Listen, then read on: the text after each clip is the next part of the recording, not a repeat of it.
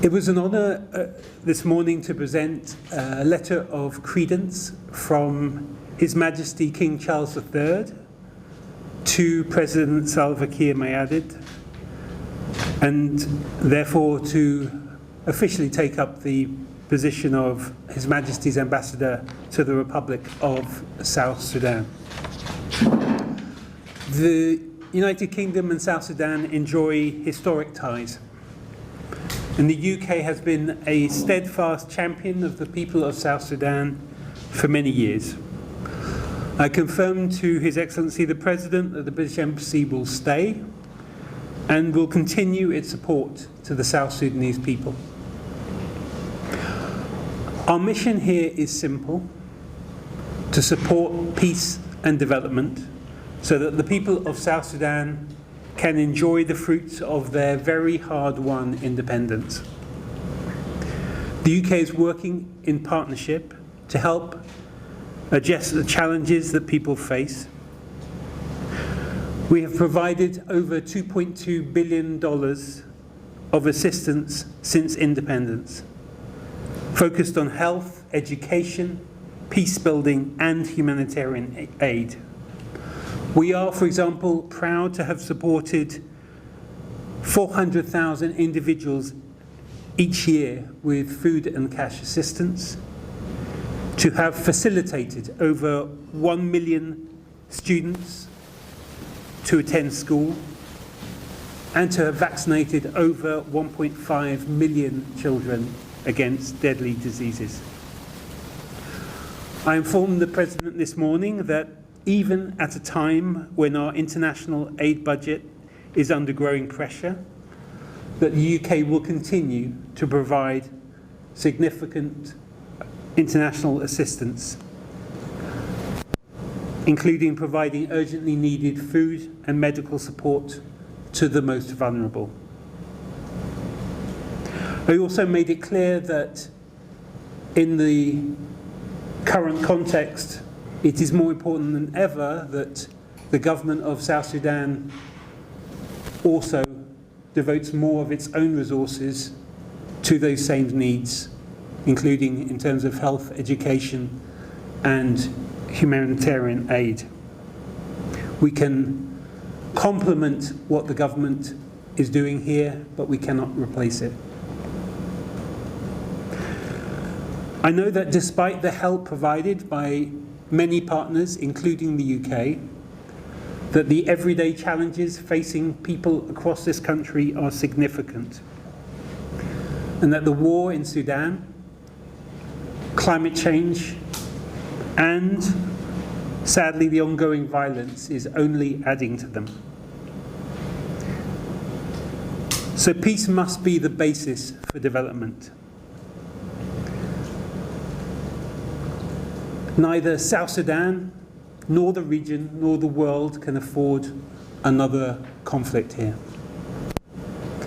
We regret the serious and repeated violations of the ceasefire we have seen since February, including recently the bombing of the MSF hospital in Old Fangak on the 3rd of May. The UK strongly supports the combined efforts being made by the international community, led by IGAD, the African Union, and the United Nations. We urge a return to dialogue and de-escalation, and that includes an immediate ceasefire and the release of political detainees detained by the National Security Service, NSS, and that includes the First Vice President. So in conclusion, the UK remains committed to supporting South Sudan. And personally, I look forward to learning much more, and I hope seeing much more of this beautiful country. I think it would be wrong for me to disclose the details of the conversation. That would be a matter for the presidency. We had a short but useful discussion this morning, and I hope we will have further opportunities, both with the President himself as well with other members of the government, to raise and discuss these issues. I think the transition has already gone on far longer than anyone would have wanted, notably the people of South Sudan. And simply extending again, as we say in English, kicking the can down the road another time, I don't think would serve the interests of South Sudan. So we sincerely hope and believe that with goodwill, it would be possible to do the necessary to enable a free and fair election to happen by the end of next year. But clearly what has happened in the last few months is only making that more difficult. For elections to take place, there needs to be a number of things. There needs to be the resources in place, the institutions and in place. There needs to be security for people in order for both the voters and the candidates to campaign. And there needs to be confidence that people can campaign freely with equal access to the media and ability to hold meetings and so forth. So all of those would be necessary in order for elections to take place. The UK will stay in Juba.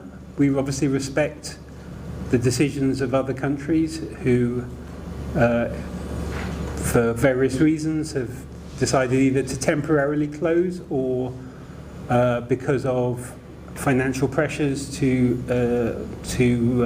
close their embassy in due course. The UK will stay, and we will continue to provide support to the people of South Sudan. Our priorities are the two I mentioned. So the first is peace, because without peace it's very difficult to do anything else. And secondly is development. And as I said, the main areas that we are talking about, although there's obviously many other aspects to development as well, but the main areas where the UK has been invested since the time of independence has been in terms of health, education and humanitarian assistance. We're not in a position today to be able to give you exact figures because we are still awaiting confirmation from London. What we can say is that we will continue to provide significant assistance, but I would also say that the UK, like many other countries, is facing growing pressures on our international aid budget. There are many other competing priorities, including not least what's going on in Sudan, but also in Ukraine, in Gaza, and in many other places. So we cannot replace everything that other countries have been doing. But as I said, what will be important and increasingly important is that South Sudan also uses its own resources because fundamentally it is a responsibility of the authorities in South Sudan to meet the needs of its people. And as I said, we can help, we can complement, but we cannot replace the role of the government of South Sudan. Thank you very much indeed, and I look forward to continuing to engage with you during my time in Juba. Thank you for your work. The media has an extremely important role to play in informing and engaging the people of South Sudan in the issues which affect their lives, and we are also are dependent on the media to understand much of what's going on in this country. So thank you for your work, and thank you for your continued cooperation and engagement with the British Embassy. Thank you very much indeed.